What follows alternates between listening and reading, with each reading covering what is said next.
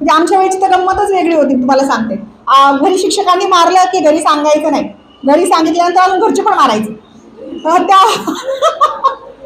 त्यामुळे घरी पण ही गोष्ट सांगता यायची नाही. म्हणजे घरच्यांचा तर पूर्ण दावा असायचा, तुझंच काहीतरी चुकलं असेल आणि मग तू पूर्ण रिपेअर होण्यासाठी मला पुन्हा एकदा तुला डोस द्यावा लागेल. मग घरी पण ठेवायचं. त्यामुळे आम्ही घरी पण ती गोष्ट सांगायचं नाही.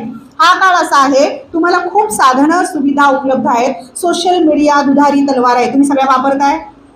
माझा मुलगा सहज मला म्हणाला, परवा रविवारी पेपर आला आणि रील्स रोग नावाचा एक लोकसत्ताला हे आला होता, लेख आला होता आणि सुंदर होता. रील्स रोग बघा, रोग पण बदलले काळाप्रमाणे. तुम्हाला पण असतील खूप लोकांना, पण मान्य करत नाही रील्स रोग झालाय. आम्ही चाललोय, 1 वाजलंय, 2 वाजलंय, येऊ देत येऊ देत येऊ देत. हा किती छान, नाही आवडलं नाही, हा हे याला सेंड करायचं होतं. फायदा काय तुमचा, काय घेता काय तुम्ही. बरं ऐका, आपले इमोशन्स किती क्षणार्धात बदलायला लागले आहे. सॅड, आनंदी, रोमॅन्टिक, भारी, अन्याय, अत्याचार, आनंदी. जे पाहत आहात तुम्ही, स्क्रोल करतात बघा, खूप छोटे छोटे निरीक्षण आहेत. आपले मानसशास्त्राशी खेळतोय आपण.